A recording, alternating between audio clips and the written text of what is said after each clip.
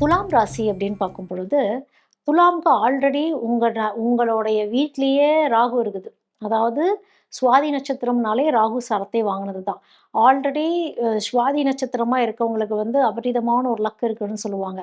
அதேபோல இந்த விசாகம் நட்சத்திரம், சித்திரை இவங்கெல்லாம் அ இந்த துலாம்ல இருக்க சித்திரை மட்டும் எப்பவுமே கஷ்டப்பட்டுட்டே இருக்கிற மாரியே அவங்க சொல்லுவாங்க. நாங்க கொஞ்சம் கஷ்டப்பட்டுட்டு தான் இருக்கோம் அப்படின்னு. விசாகமத்துல இருக்கவங்களுக்கு வந்து ஒரு டோட்டல் ஒரு அட்ராக்ஷன் நல்லா கவனிச்சு பார்த்தீங்கன்னா தெரியும். துலாம்ல இருக்க விசாகம்லாம் அடுத்தடுத்த லெவலுக்கு போயிட்டே இருந்திருப்பீங்க. ராகு.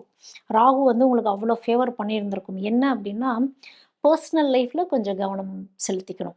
ஆ உங்களுடைய பெர்சனல் லைஃப்ல உங்களுக்குன்னு சில பவுண்டரீஸ் போட்டு வச்சு கரெக்ட்டா பழகிட்டீங்க. அதாவது எங்க எமோஷனல் கனெக்ட் ஆகுதுங்கிற ஒரு விஷயத்த கொஞ்சம் கவனிக்கணும்.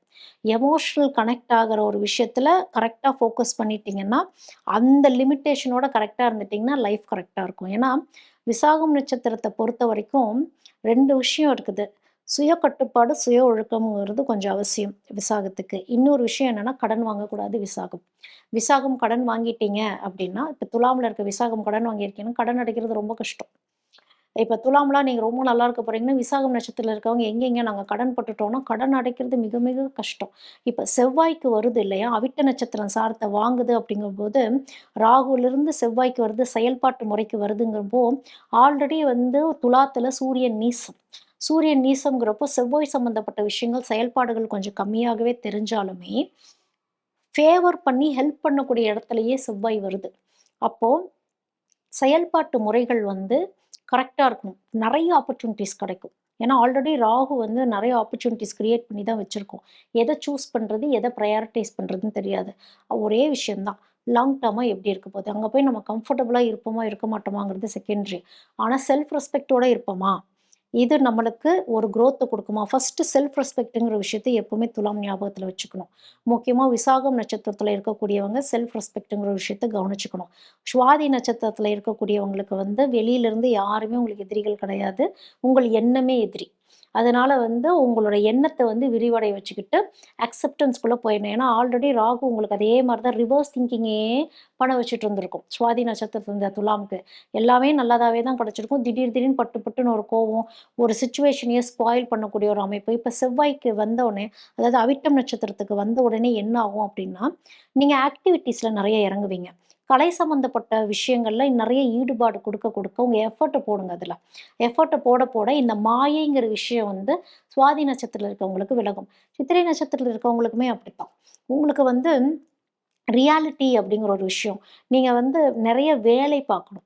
துலாம்ல சித்திரையில இருக்கவங்கலாம் வந்து வேலை பார்க்க பார்க்க பார்க்க லைஃப் வந்து ஒரு ஒரு முழுமை அடையக்கூடிய ஒரு அமைப்ப உங்களுக்கு குடுக்கும். சில பேத்துக்கு லேட் மேரேஜ் நடக்கிற மாரி விஷயங்களா இருக்கும். துலாத்துக்கு வந்து லேட் மேரேஜ் ஒரு தப்பும் கிடையாது. ஆனா சுக்கிரன் ரொம்ப ஸ்ட்ராங்கா இருக்குது இந்த தடவ.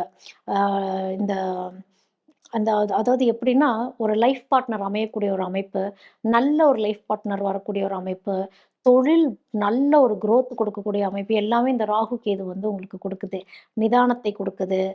ஆன்மீகத்தை நல்லபடியாவே குடுக்குது. தெய்வத்தோட ஒரு கனெக்ட் நின்னு சாமி கும்பிடுவீங்கன்னு ஒண்ணு இருக்குல்ல, அதெல்லாம் துலாம் வந்து செய்ய ஆரம்பிப்பீங்க. சுத்தம் பண்ணணும். நீங்க வந்து தெய்வ வழிபாட்டு முறைகள் எப்படி இருக்கணும்னா, சுத்தம் பண்ணி சாமி கும்பிடணும்னே இருக்குது. துலாத்துல இருக்கவங்களுக்கு வந்து கிளீன்லாம் பண்ண மாட்டீங்க. வந்தோமா, நின்னோமா, கும்பிட்டோமா, போனோமான்னே இருக்கும். ஏன் நான் இத சுத்தம் பண்ண சொல்றேன் அப்டின்னா, இந்த ராகு, கேதுங்கிறது என்னன்னா மாயை. இந்த மாயை எங்க இருக்கும்னா, புகை மண்டலங்கள்ல தான் இருக்கும். அழுக்குல தான் படிஞ்சிருக்கும். ஸோ இத வந்து எந்த அளவுக்கு நீங்க கிளீன் பண்ணி, நீங்க தொடச்சு எல்லாம் பண்றீங்களோ, உங்களுடைய கர்ம கழிஞ்சுகிட்டே இருக்கும் அப்டிங்கிறது தான் சூட்சுமமாவே சொல்லக்கூடிய ஒரு விஷயம். ஸோ நீங்களே வந்து உங்க உங்க வீட்ல இருக்க பூஜை சாமானுங்கள கிளீன் பண்ணி பண்றீங்க. சரி பண்ணி பண்றீங்கன்னா, உடனே ஒரு தெளிவு, உடனே ஒரு கிளாரிட்டி அப்படிங்கிறது கிடைக்கும். அப்போ இது சில ஜோக்கு கூட ஞாபகப்படுத்தும். "என்ன கண்ணாடி திருப்பி வச்சா ஆட்டோ ஓடிருமா?" அப்படின்னா, ஓடும். அதுதான் வந்து நீங்க கிளீன் பண்ணி சாமிய கும்பிடுறீங்க அப்படின்னா, பெரிய ஒரு டிஃபரன்ஸ் உங்க லைஃப்ல தெரியும் அப்படிங்கிறது தான். துலாம் ராசிய பொறுத்தவரைக்கும் இவங்களுமே ஓல்டு சோல்ஸ் தான். இந்த துலாம் ராசியோட ஓல்டு சோல்ஸ் முக்கியமா இந்த சுவாதி நட்சத்திரத்திலலாம் இருக்கிறவங்கலாம் எப்படின்னா, ஆ இப்ப ஒவ்வொரு நட்சத்திரத்துக்குமே ஒவ்வொரு கதை உண்டு. இப்ப துலாமுக்கும், விசாகத்துக்கும் ஒரு கதை உண்டு. இப்ப துலாமுக்கு வந்து இந்த சுவாதி நட்சத்திரத்தில இருக்கவங்கலாம் வந்து பாட்டி. இந்த முழுசா வயசாயி வாழ்ந்த ஒரு பாட்டியோட ஆன்மா, ஒரு பாட்டியோ, ஒரு தாத்தாவோ அந்தோட ஆன்மா தான். ஆனா, அவங்க இயற்கை மரணம் அடைஞ்சிருக்க மாட்டாங்கங்கிறது தான் அது விஷயம். அதுதான் ராகு.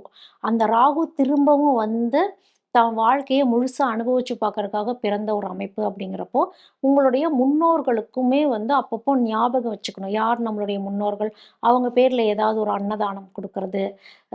கோயிலுக்கு போறப்போ, மோட்ச விளக்கெல்லாம் நீங்க வந்து போடலாம். முன்னோர்கள நினைச்சு மோட்ச விளக்கெல்லாம் போடுறீங்கன்னா, லைஃப்ல ஒரு கிளியரன்ஸ் வந்துகிட்டே இருக்கும் அப்படிங்கிறது தான். விசாக நட்சத்திரத்துக்குமே எப்படி இருக்கும்னா, கிட்டத்தட்ட இந்த ரம்பை, மேனகா இந்த மாரிலாம் சொல்லுவோம் இல்லையா? அந்த மாரி ஒரு அமைப்பு வாங்கிட்டு வந்தவங்க தான் விசாகம்.